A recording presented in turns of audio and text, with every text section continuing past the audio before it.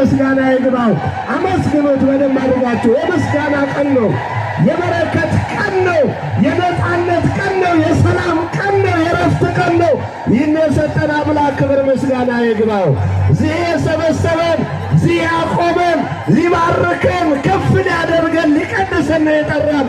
ኧረ አመስግኑት። የምስጋና ቀን ነው።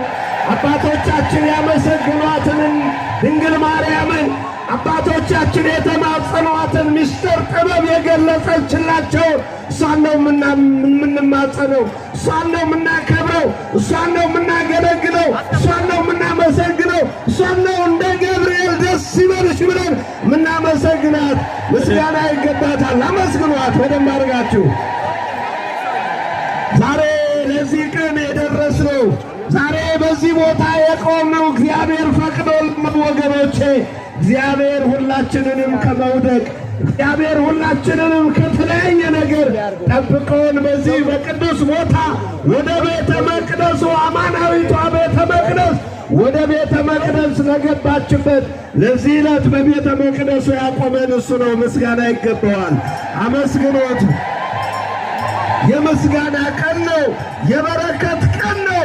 ደስተኛይቱን የሚያመሰግን ደስ ያለው ሰው ነው። ደስ ያለው ድንግል ማርያምን ያመስግን። ምስጋና ይገባታል። ሰላማዊቷን የምናመሰግናት ሰላም በሕይወታችን ሰላም የሚሰማን ሰላማዊ የሆን ሁላችንም ሰላማዊቷን እናመሰግናታለን። አመስግኗት ድንግል ማርያምን። እንባችን የሚታበስባት እንቆቅልሻችን የሚቀየርባት በእውነት ስሟን ጠርተን የምንሳሳላት ስሟን ጠርተን በስሟ ቆርሰን የምንበላው ጠጥተን የምንረካባት እሷን የሰጠን አምላክ ክብር ምስጋና ይግባው። ምስጋና ያንሳል።